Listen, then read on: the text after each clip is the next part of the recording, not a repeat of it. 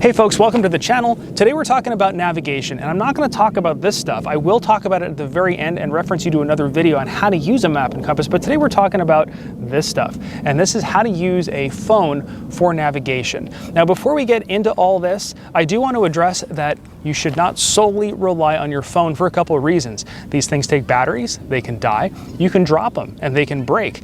But they are a great device for navigation, but it doesn't mean you shouldn't carry all the rest of this stuff too. You should really have both.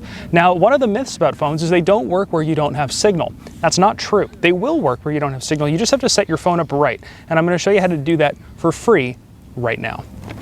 So now I'm going to show you the three apps that I like to use for what would be considered offline mapping. Now you can see here on my phone, I've got my Wi-Fi, my Bluetooth, and my cell turned off. So this is going to simulate if you were out in the middle of nowhere and you had no access to cell or internet. And we're going to jump straight into the app here. This is Google Maps. This is the first one I'm going to show you. Now Google Maps here, you can see it still has all the data, and that's because we have a offline map running on here. So how GPS works, GPS triangulates from satellites. It doesn't actually need an internet signal to tell you where you are. What it does need that internet signal for is to show you where you are on the map, to actually download what's basically the image of the map.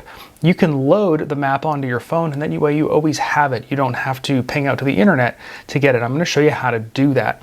So we're going to go right here up where the little D is on my screen, and you're going to scroll down to right here where it says offline maps.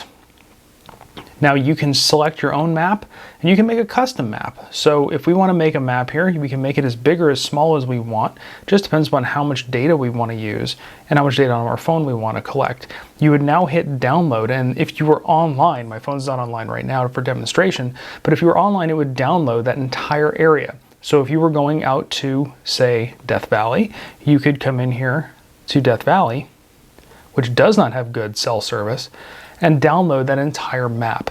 That'll get you everything you need if you're doing a road trip or a mild trip. Now the downside to Google Earth is it doesn't have a lot of trails on it. It does have some of the major trails, but it won't have some of the smaller trails. So this will get you through that, but it won't get you onto the smaller trails. For that, we're going to jump into the next app. Now the next app that I like to use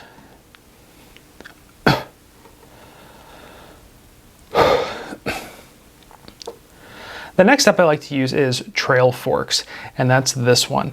Trailforks is put together by a site called Pink Bike, and this used to be more of just a mountain bike app, but now it really has everything in it. So here, same thing, I have an offline map, and it has all the trails in my area, and it also has them rated. If we were in online mode, you could actually go in and see up-to-date user ratings of each trail, pictures of trail conditions, and everything else.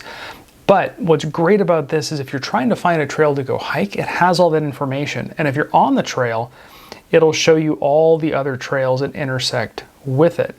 The other great thing about this app, like I mentioned, it used to be more of just a mountain biking app, is if you go to the drop down at the top, it has mountain bikes, e-bike, hike, trail run, horseback riding, dirt bike riding, observed trails for dirt bikes, ATV, off-highway trails, snowmobile, snowshoe, downhill ski, backcountry, and Nordic ski. So it has all that stuff in here, and you can actually change what trails it's going to show depending upon what activity you're doing. Now, another cool feature is it has this little play button up at the top, and you can actually record your activity. So if you're going on a mountain bike ride or a hike and you want to track your activity, you can do that. You can add photos. This is a great app, and the reason I like this app is because it's free. There are some other ones out there that are fee-based, and although they're great apps, I like to keep things done on a budget. So this is a great app for you. But like I said, all these maps are stored on the phone locally and offline. So it's really, really convenient, and you can use this anywhere you go.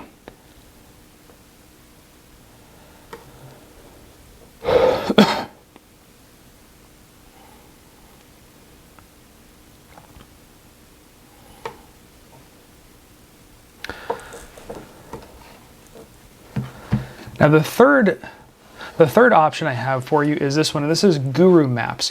Now I have the Pro version, which is a paid version, although you don't actually have to have that paid version for this thing to work. What's great about this app, you can see here, I have all of California. Everything in California loaded. Now, this has all of California, but it's not necessarily going to have all the trails. It's going to have more of the major things like roads. So this is if you're out driving and you're in an area that doesn't have cell signal, this will give you that. Now, what you can also do on this one is you can also come in here and backload maps. And I've been using California Trail Maps. And California Trail Maps is kind of like that other system I was just showing you, where it has all the points of interest for off-road things and trail ratings. And you can actually go in and backload the maps into this thing, which is really great. You come in here, and right now I don't have them loaded up because I just got this phone, but you can download any kind of mapping you want. They have everything from, like, the ones that I'm using has Southern California, Northern California, Central, and different resolution files.